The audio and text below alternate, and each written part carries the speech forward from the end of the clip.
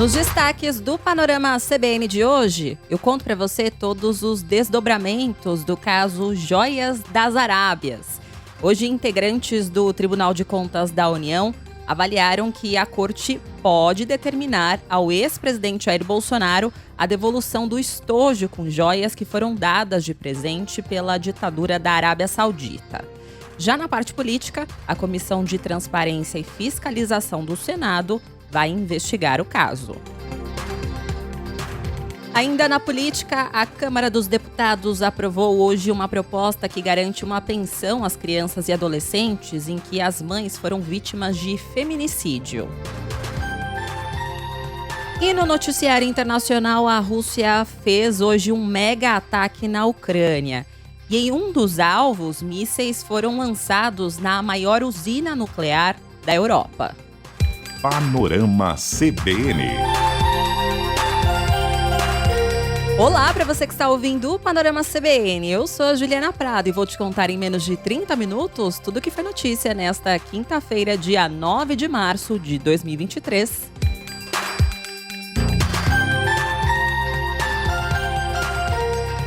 E adivinha, eu começo esse episódio retomando, é claro, um assunto que continua rendendo. E eu estou me referindo ao caso das Joias das Arábias. E a novidade na história é que os depoimentos do ex-ministro de Minas e Energia, Bento Albuquerque, e do ex-assessor Marcos André Soieiro foram adiados hoje. Tinha até uma expectativa para que isso acontecesse, mas foi adiado para terça-feira que vem. E eles foram convocados pela Polícia Federal para prestarem esclarecimentos sobre as joias que entraram ilegalmente no país para o casal Jair e Michele Bolsonaro. O ex-ministro e o ex-assessor estavam na viagem à Arábia Saudita e foram os responsáveis por trazer os presentes que foram dados. Inclusive, o pacote avaliado em 16 milhões e meio de reais estava escondido na mochila de Marcos André Soieiro. O pacote não foi declarado à Receita e por isso que, logo na sequência, os itens foram apreendidos pela Receita Federal no Aeroporto Internacional de São Paulo, em Guarulhos, em outubro de 2021. E auditores da Receita Federal explicaram ainda ao ministro, nesse dia, que as caixas poderiam ser liberadas posteriormente, sem o pagamento de impostos, caso fossem declaradas como um presente para o Estado brasileiro e não como item pessoal do presidente ou da primeira-dama. E se fossem declarados como itens pessoais, um imposto deveria ser pago. E após esse episódio, o Ministério de Minas e Energia tentou reaver esses itens que foram apreendidos, argumentando que eles seriam analisados para incorporação ao acervo privado do presidente da República ou ao acervo público da Presidência da República. Segundo a Receita Federal, foram ao menos 8 tentativas e a última delas aconteceu no dia 29 de dezembro do ano passado, faltando apenas 2 dias para Bolsonaro deixar a presidência. E os investigadores da APF agora, eles vão querer entender por que essas tentativas foram feitas e por que o pacote não foi declarado como um item diplomático e também outros assuntos que ainda estão sem respostas. Hoje, o ministro da Justiça e Segurança Pública, Flávio Dino, voltou a falar sobre esse caso e ele disse que as imagens que mostram aliados de Bolsonaro tentando dar uma carteirada para resgatar as joias enviadas pela Arábia Saudita ao governo de Jair Bolsonaro reforçam a conduta atípica da antiga gestão. As imagens se somam a um conjunto que já é muito eloquente. É claro que esse conjunto é bem revelador de práticas atípicas e as imagens dão ainda mais concretude, ou, portanto, mais clareza, mais nitidez quanto à atipicidade, à normalidade desses procedimentos e, evidentemente, a Polícia Federal vai trabalhar a partir de todos esses elementos. O que eu contei para você até aqui é sobre um pacote de joias que continua retido na Receita Federal. É aquele pacote que tem as joias no valor de 16 milhões e meio de reais. Mas existe um outro pacote nessa história que entrou no Brasil, também de forma ilegal, e ficou quase um ano parado no Ministério de Minas e Energia. E sabe o que aconteceu com esse pacote que tinha joias como relógios e abotoaduras? Então, ontem, o ex-presidente Jair Bolsonaro admitiu ter ficado com esse segundo pacote de presentes sauditas em seu acervo pessoal no valor de R$400 mil, o que vai contra as regras do Tribunal de Contas da União, que não permite a incorporação de itens desse tipo e também desse valor.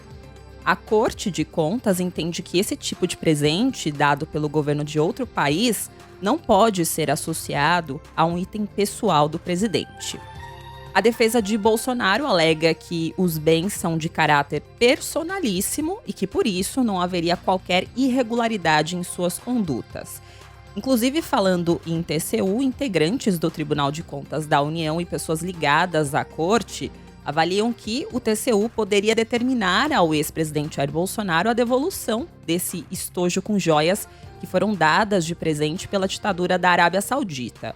Atualmente, não há um pedido formal para a devolução desses objetos, mas isso pode ser provocado pelo Ministério Público de Contas ou por algum parlamentar.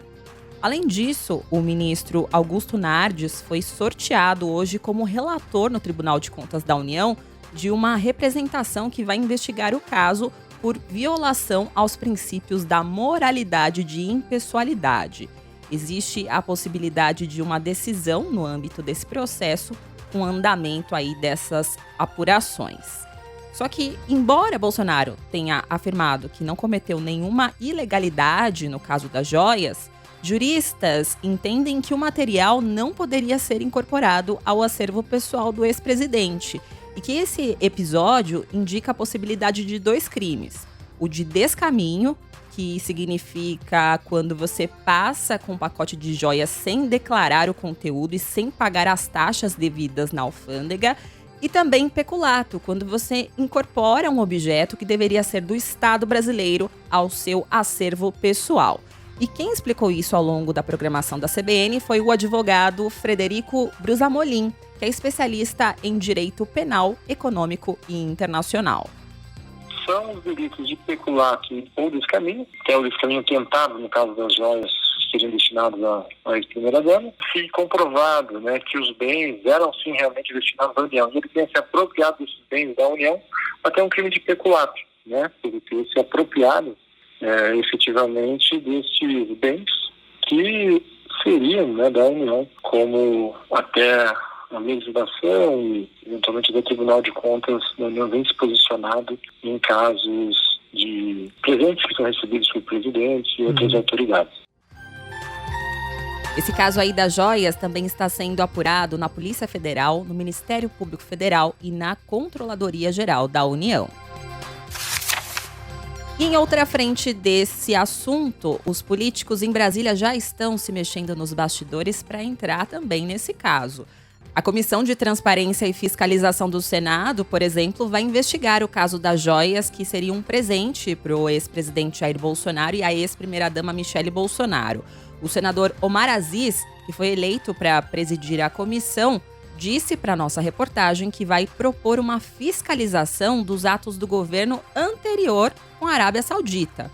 Que é o seguinte, ele suspeita da forma com que as joias entraram ao Brasil e questiona se fosse um presente e por que não foi dado em algum evento ou solenidade presencial e precisou até entrar de forma escondida em uma mala do ex-assessor de Bento Albuquerque. Você age de convite e ninguém vai te entregar um negócio desse no aeroporto e tu sair com ele e vir pro Brasil. Isso daqui não é República da Banana. Por que isso foi entregue no aeroporto e não na solenidade? Porque isso, presente geralmente se entrega na hora, se troca presentes entre autoridades. Se você pega e transforma diamante em dinheiro, dá em torno de 16 milhões e meio de reais. Muito grande esse valor. Não quero fazer juízo de nada, mas é importante saber que a comissão tem que investigar. Lembre você que Omar Aziz fez parte da CPI da Covid-19 no Senado e ele soltava várias frases aí como essa que ele acabou de contar para nossa repórter Isa Staciarini. E lá na Câmara dos Deputados, o caso Joias Sauditas, trazidas ilegalmente para o Brasil pelo governo Jair Bolsonaro, pode virar uma CPI. Os deputados Rogério Correia, do PT de Minas, e Túlio Gadelha, da Rede de Pernambuco, estão agora recolhendo as assinaturas para protocolar esse pedido. E para fechar aqui esse capítulo dessa história, você sabe quem também falou sobre esse assunto hoje? Foi o ex-vice-presidente Hamilton Mourão, que hoje é senador do PL. Ele disse que a corda vai acabar arrebentando para o lado mais fraco. Essa declaração dele foi dita quando ele foi questionado sobre a conduta do ex-ministro Bento Albuquerque, que atuou como intermediador para liberar essas joias. Mourão evitou fazer uma análise da postura de Bolsonaro, mas disse que ele não ganharia joias da Arábia Saudita e afirmou que as consequências sempre caem para o lado mais fraco. Agora vai acabar arrebentando logo do lado mais fraco. É um caso complicado, né? Eu volto a dizer, né?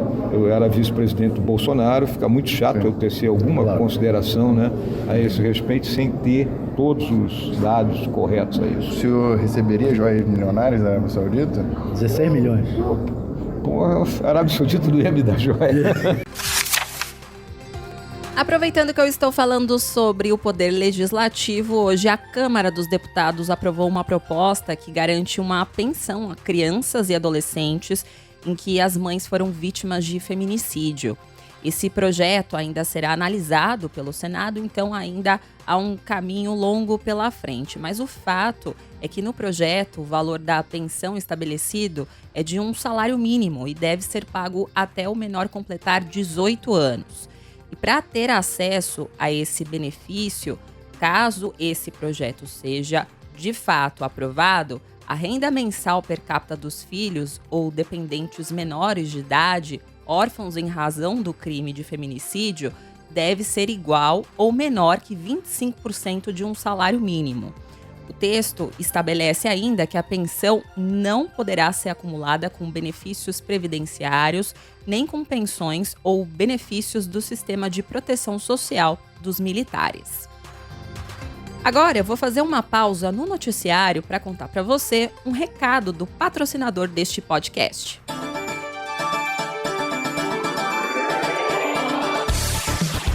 Surf, natação, skate, corrida, vôlei, judô, ginástica olímpica, basquete. São muitos os esportes que contam com o apoio do Banco BV, dos maiores bancos privados do país. E há 4 anos, o BV apoia iniciativas de atletas brasileiros. Neste período, se juntou a nomes como a ex-jogadora da Seleção Brasileira de Vôlei, Ana Moser, e o ex-judoca Flávio Canto, entre outras grandes estrelas. Para o Banco BV, o esporte é um poderoso fator de transformação e superação, e é capaz de mudar a trajetória de crianças e adolescentes em situação de vulnerabilidade social. O BV acredita na força do esporte para tornar o mundo mais leve, pois é uma ferramenta de transformação, inclusão e superação. O esporte ainda é capaz de promover a paz, a tolerância e o respeito na sociedade. Fique por dentro das ações do banco em bv.com.br/sustentabilidade ou acesse o banco nas redes sociais no @BancoBV. Panorama CBN.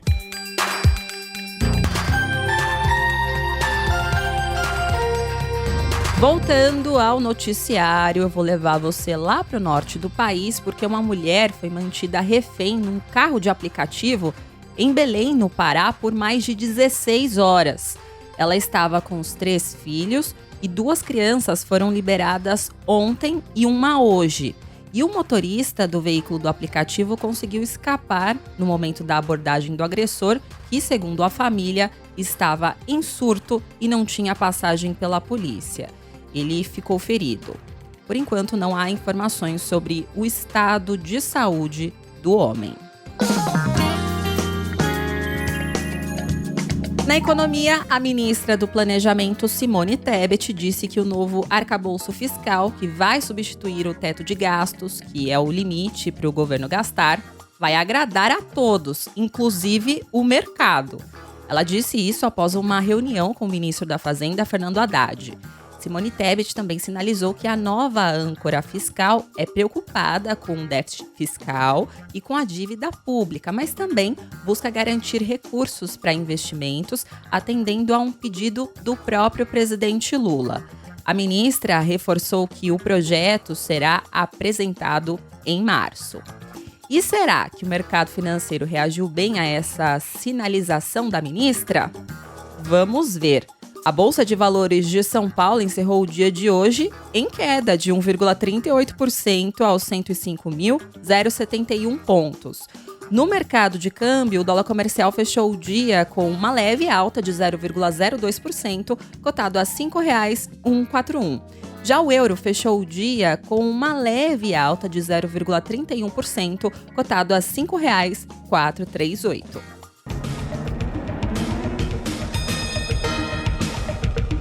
No noticiário internacional, hoje a guerra na Ucrânia ganhou mais um capítulo bem preocupante. A Rússia atacou nesta quinta o país vizinho com alguns dos mísseis mais poderosos que tem nas principais cidades da Ucrânia. Essa foi a maior ofensiva desde que a guerra completou um ano no dia 24 de fevereiro, e 8 pessoas morreram nos ataques. Os alvos foram em instalações de infraestrutura, que é uma estratégia que Moscou passou a adotar nos últimos meses. Os ataques aconteceram em Kharkiv, no norte da Ucrânia, em Odessa, no sul, e em Zitomir, que fica na região oeste do país. Os ataques também atingiram Zaporizhia, onde fica a maior usina nuclear da Europa, que atualmente é controlada pelas tropas russas. A Ucrânia disse que os ataques interromperam o fornecimento de energia da usina, que teve de usar energia a diesel de emergência para evitar um colapso. Depois, a usina voltou a funcionar normalmente. A central de Zaporizhia, que a Rússia controla desde o início da guerra, está perto da linha de frente e ambos os lados já alertaram sobre um potencial desastre, ou seja, um novo Chernobyl. O chefe da vigilância nuclear da ONU, Rafael Grossi, até pediu por uma zona de proteção ao redor da usina. Eu lembro você que essa é a segunda vez que a Rússia ataca a usina de Zaporizhia, o que pode gerar consequências muito graves, também ambientais, e não só ali localizadas na Ucrânia.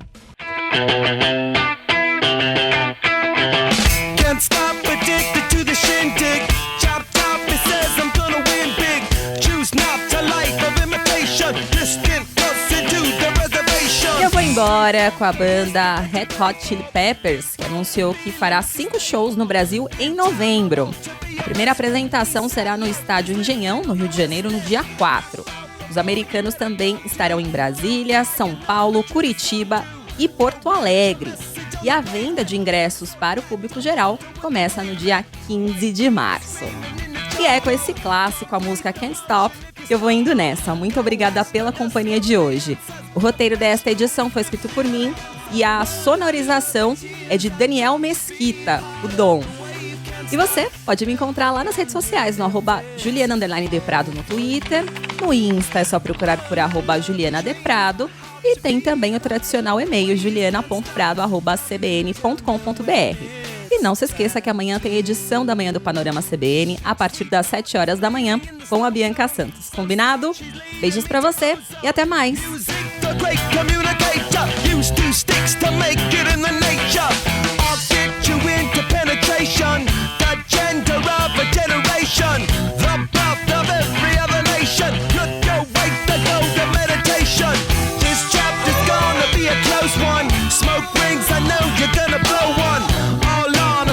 Persevering, use my hands for everything but steering. Can't stop the spirit when they need you. Mountaintops are happy when they feed you. J-butterflies in the treetop, words that blow the meaning in the people. Panorama CBN. As principais notícias do dia em menos de meia hora.